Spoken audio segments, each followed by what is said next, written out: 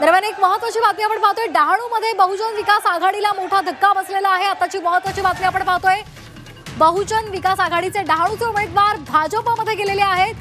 सुरेश पाडवी यांनी भाजपमध्ये प्रवेश केलेला आहे। आताची महत्त्वाची बातमी आपण पाहतोय, डहाणूमध्ये बहुजन विकास आघाडीला मोठा धक्का बसलेला आहे। भाजपचे उमेदवार विनोद मेढा बहुजन विकास आघाडीचे डहाणूचे उमेदवार भाजपमध्ये गेलेले आहेत। सुरेश पाडवी यांनी भाजपमध्ये प्रवेश केलेला आहे। डहाणूमध्ये बहुजन विकास आघाडीला हा मोठा धक्का बसलेला आहे। भाजपचे उमेदवार विनोद मेढांना पाडवींनी पाठिंबा दिलेला आहे, त्यांनी भाजपमध्ये प्रवेश केलेला आहे। या संदर्भात अधिक माहिती घेणार आहोत आमचे प्रतिनिधी हर्षद यांच्याकडून। हर्षद, काही वेळापूर्वीच विरारमध्ये मोठा राडा झाला होता। बहुजन विकास आघाडीचे कार्यकर्ते आक्रमक झाले होते, भाजपकडून पैसे वाटल्याचा आरोप सुद्धा झाला होता आणि आताची महत्त्वाची बातमी आपण पाहतोय, डहाणूचे बहुजन विकास आघाडीचे आमदार उमेदवार हे आता भाजपमध्ये गेलेले आहेत। कशा पद्धतीचे चित्र आता पाहायला मिळतंय?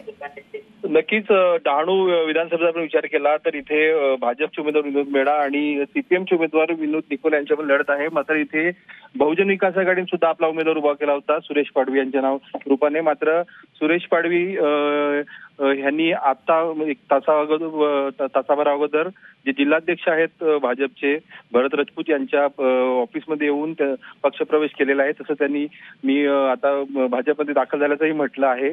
एकूणच या संपूर्ण घडामोडीनंतर एकीकडे भव्य आणि भाजपचा वाद सुरू असताना दुसरीकडे मात्र भव्याचा जो उमेदवार आहे विद्यमान उमेदवार तोच भाजपमध्ये आल्यानं भुवया उंचावलेल्या आहेत आणि एकंदरच आता राजकीय समीकरणे डहाणूची ती बदलल्याचं चित्र दिसतंय। आता याचा नक्कीच फायदा तिथल्या भाजपच्या उमेदवाराला होईल असं बोललं जातंय।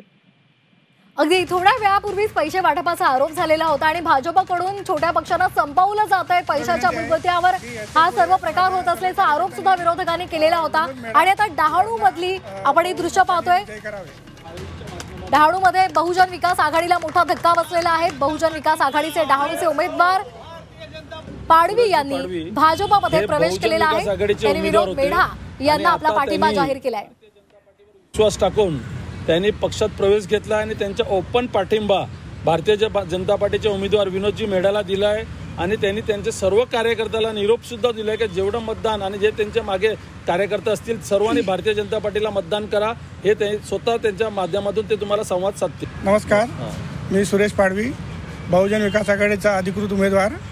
मी भारतीय जनता पार्टीचे पालघर जिल्हा अध्यक्ष भरतभाई राजपूत यांना आणि विनोद मेढा यांना माझा जाहीर पाठिंबा देत आहे। आपल्या कार्यकर्त्यांना काय आवाहन करा पुढील बाबतीत? माझ्या सर्व कार्यकर्त्यांना माझी नम्र विनंती आहे की याच्या पुढे माझ्या सर्व कार्यकर्त्यांनी विनोद मेढा यांना बहुमताने विजय करावे। भारतीय जनता पार्टीचा उद्या 7 वाजल्यापासून विधानसभा मतदानाला सुरुवात होणार आहे आणि अवघे काही तास शिल्लक असतानाच भाजपनं बहुजन विकास आघाडीवर मोठा स्ट्राईक केलेला आहे। बहुजन विकास आघाडीला मोठा धक्का दिलेला आहे। बहुजन विकास आघाडीचे डहाणूचे उमेदवार सुरेश पाडवी यांनी भाजपमध्ये प्रवेश केलेला आहे आणि आपल्या सर्व कार्यकर्त्यांना आणि मतदारांना सुद्धा त्यांनी भाजपच्या पाठीशी राहा असं आवाहन सुद्धा त्यांनी केलेलं आहे।